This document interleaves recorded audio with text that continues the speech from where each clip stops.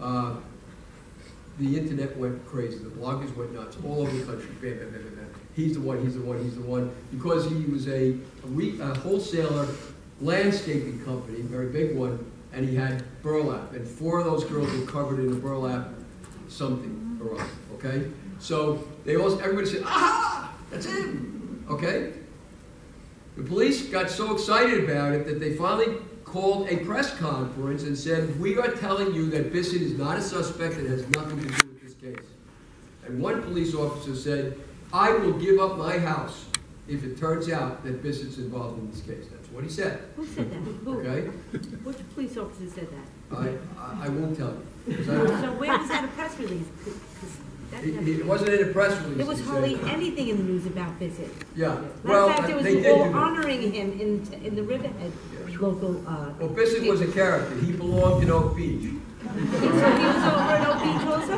Pardon me? Was he over at Oak Beach also? Well, he was, and here's where it comes in, Okay. okay? Bissett, they said it was not involved. So what do? I said, okay, they say it. I tend to believe the police. I tend to agree with them because I've tried cases against them many times. And most cops have integrity, they're heroic, they're brave, they're good people, all right? And they're smart, and they suspect everything. So I tend to like cops, even though I kill them when I can, I understand, okay? But I do. I have respect for them. So it was very hard for me to swallow that they were doing such a boneheaded job here. But it is what it is, right? So what about Bissett? Well, it turns out, in my work, that I find out that the man whose son claims he saw Shannon, that's Justin Cannon, he actually saw Shannon at Barbara Brennan's house. He claimed that to the New York Post, and they reported it. What was his name? Kieran Crowley of the New York Post reported it. Kieran's now passed away. So many people have died. Gus Glade's dead. Well, he said he had seen Shannon, right, and that she'd walked and disappeared. And he changed the story. But his father is a landscaper. And all he does, his father, Tom Cannon, is landscape for Oak Beach. He sits on his stoop, drinks beer, and once in a while does some work as a landscaper. So I deposed him because he claimed to have seen footprints, not Shannon, but footprints in the mist on the deck of Barbara Brennan, going toward the water. Okay, and he thought that those footprints were slippers, or he called them ballerina shoes. Okay. Okay, so I took his deposition. When I started to ask him about landscaping, he revealed that he was very ticked off at a guy named Bissett. Why?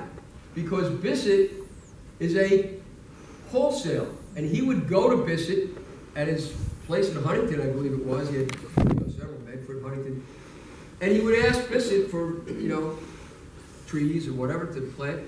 And he had a relationship with Bissett. But he was mad because in the house next door to Barbara Brennan lived a family known as Aversano. The son died of an overdose of heroin. And he was the best friend of Charlie Hackett and of Justin Cannon as well, the boy that died.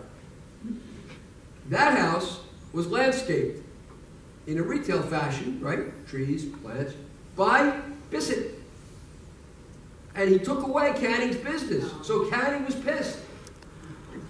And he says so on the road. And I'm saying, wait a minute. Wholesalers on a Long Island scale that as big as Bissett's nursery would do retail work and compete with their own customer? And in all places, we're not talking about Manhasset, the Gold Coast. We're not talking about Great Neck. Right? We're talking about Oak Beach, right? Which is sand. This guy happens to be in that community? That was bizarre. That raised my hackles. You had a question? Yeah. It references, was Bissett's phone records cross-referenced? I don't know about Bissett's records. I don't have them. you know, the police have all kinds of information we don't have, and we just have to rely on and hope that they're doing the job, you know. I know they have a room, a full room in the homicide, in the headquarters devoted only to this case. And they've had that for years. So they are doing something, I don't know. But, I wonder about the other people that are involved. well, yeah, they're busy doing a lot of things. They're covering it up. I mean, like, I don't know, some of them are working hard, I suppose, I don't know.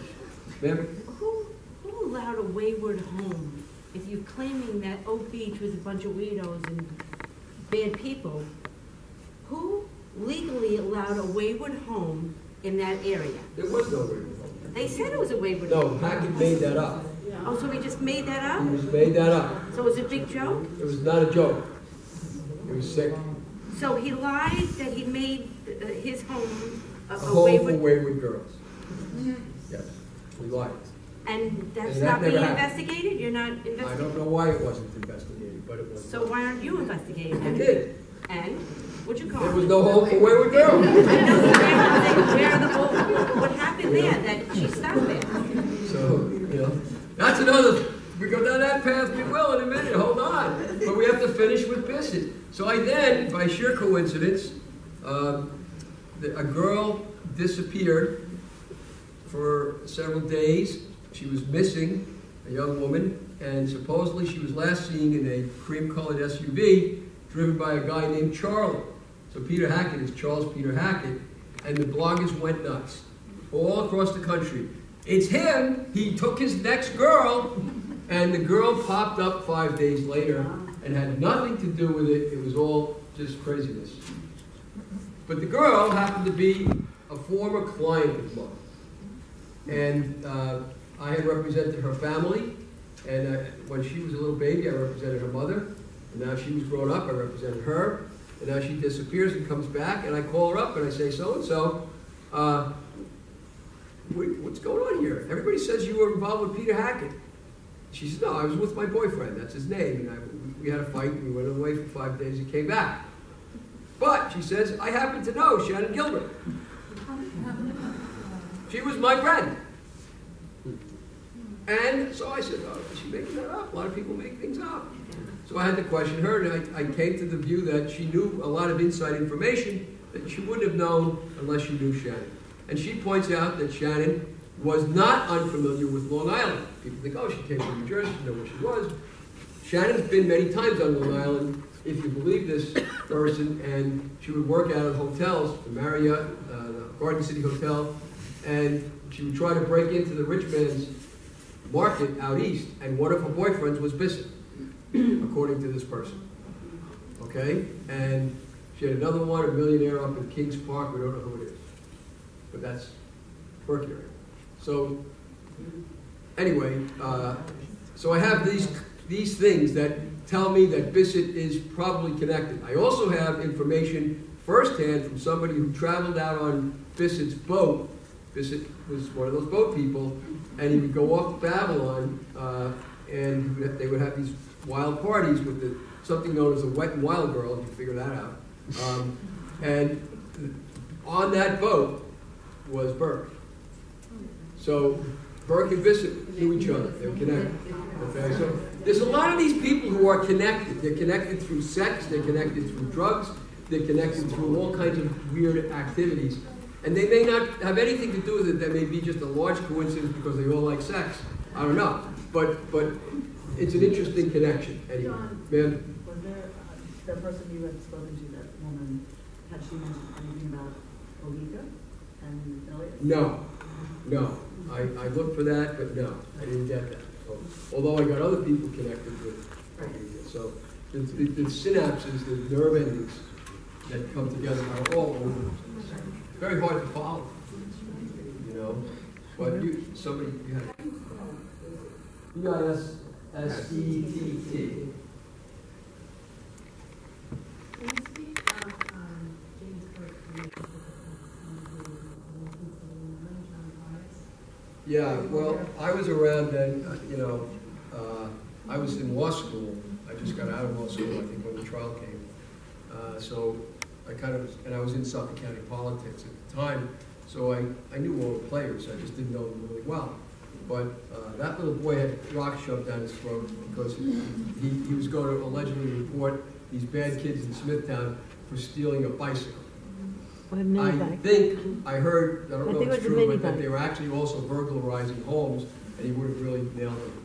And so they waylaid him on his way home, and they shoved rocks down his throat and killed him. One of the boys who was part of the gang was Jim Burke. And he turned evidence on his friends. Not that that's so bad in this case, but just very consistent.